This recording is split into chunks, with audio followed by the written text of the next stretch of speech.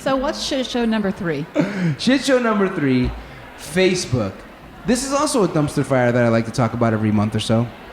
I don't like Mark Zuckerberg. I mean, I'm sure he's a wonderful, some of the shitty things that have happened to Facebook, I'm sure they couldn't happen to a nicer guy. But I'm sorry, I don't trust him. The most recent thing is he's been at Congress the last few days. Have you noticed that? Yep. Yeah, so he's been on the Hill testifying because the House Financial Services Committee does not trust that Zuckerberg can roll out the Libra cryptocurrency. Bitcoin has had some pretty shady associations with it, like some really horrific crimes. Have you kept up with Bitcoin or blockchain at all, Carla? I'm sorry to say we invested in it. You did? Yeah, I did. Well, I did too. It depends on where and when.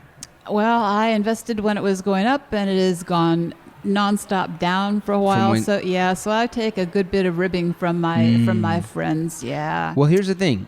The advice I give on the podcast for Bitcoin is the following.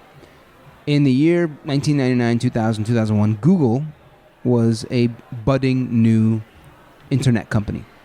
And people didn't really know what it was going to be. And so for a while, all these tech companies, including Google, went straight up. And then we had the internet bubble and it burst. Mm-hmm. But the fact is, Google was so, innovative with their search function. It made sense back then just to buy a little bit of Google and just own it for the next 20 years. And lo and behold, so much has happened since then. And that's exactly why we bit off on Bitcoin. And there are a couple of other flavors of Bitcoin. I forget what they are now. Ethereum. Yep, we've got Ethereum. Litecoin. And we've got Litecoin too. So I think it's those 3. And we put money in there recognizing that it's money that we can afford to lose and betting on the come that in 10 years or maybe even 15, this might be today's Google. Or the next Google. Exactly. It's new technology. I forget. You said Bitcoin, and what's the underlying technology? Blockchain. That's where exactly. That's the badass part of this whole thing. It is, and so it was a gamble, just this gigantic gamble, and so I'll take a lot of ribbing now. Maybe we'll be laughing on our way to the bank in about 10 years.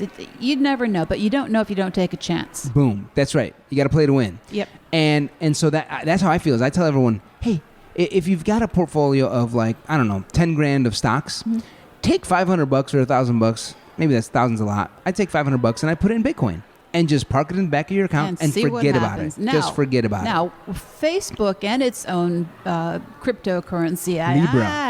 Libra. Feeling weird about it? No, I wouldn't go there. You wouldn't touch it? So here's the thing, right?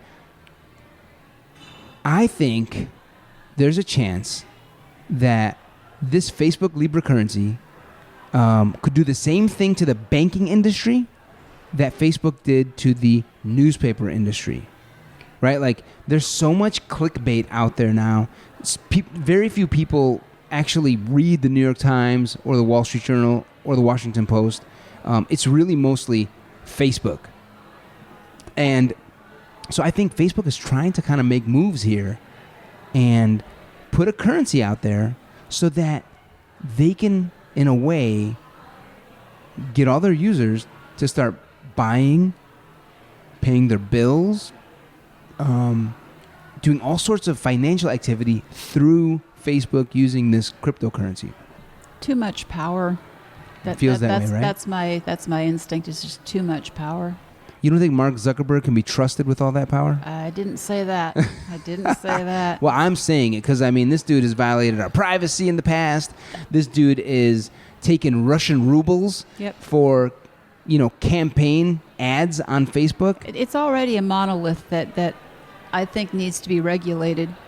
So would I be willing to support them with Libra, expanding their power, their capability, their ability to touch all of our private lives? Nah. Same here. In China, there's a company called WeChat. Yep. Okay, so that's huge in China. Like, they kind of have a monopoly. And my guess is the Chinese government is in control at some level of WeChat. But everyone in China pays bills, buys consumer goods, all sorts of things through WeChat. Mm-hmm. That is their main kind of portal for the internet. And I think Mr. Zucks is looking at WeChat as he's saying, I want to be WeChat, where we are controlling that. So that doesn't feel good at all, you know. He was assuring Congress that it'll be safe, and he doesn't want to, you know, destroy America, but it doesn't feel good to me. Besides, I think customers in general prefer to use their credit cards online, like I do. Like I like the fact that I don't have to pay for it for 30 days, and or longer if I choose to use the interest part of it. But also, like, you get miles using your credit card. Yep.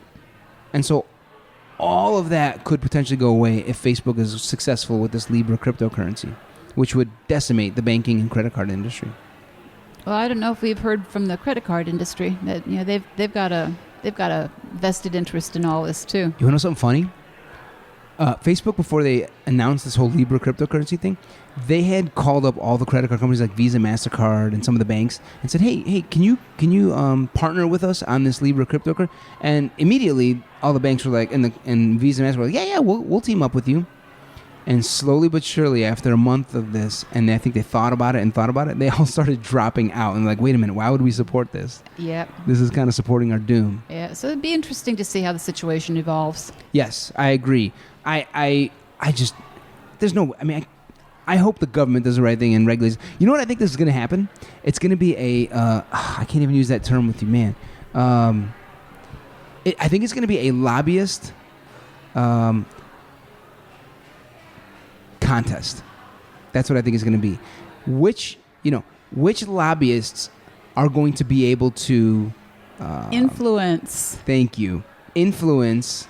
I have sometimes. I'm not going to lie, Carla. I know you are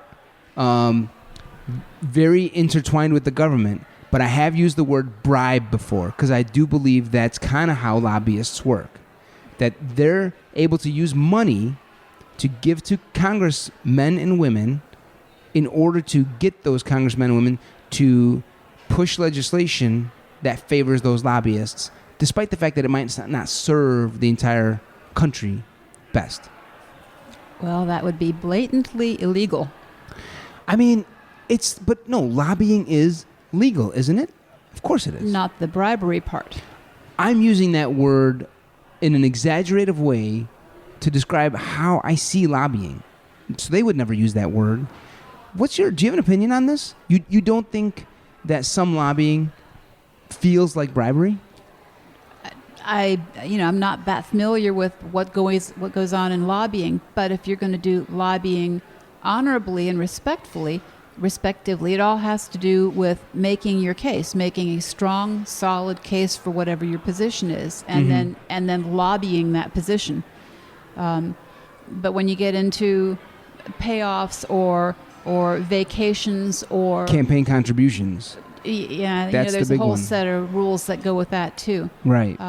But any kind of payback or gifts, I mean, there's a whole set of rules. Yes. I'm sure that what you can and can't accept from corporations if you are a sitting member of whatever. Absolutely. So lobbying to stay clean needs just to be able to make an influential case, pros and cons, why you should do this. Take me, vote for my position. Right. From what I've learned and read and observed is frequently lobbyists have learned the rules so well that they've learned ways to be able to contribute to people in government in a way where it's still legal. Mm-hmm. And so then it just, to me, I look at some of them like, this is a freaking bribe. This organization or this, PAC or whatever it is, giving money to this congressman or woman doesn't feel right because they're going to, their basic objective is to push their agenda, which may not be best for the entire country. So I guess my point with that is there's lobbyists for the banking industry and credit card industry, and there's lobbyists for Facebook.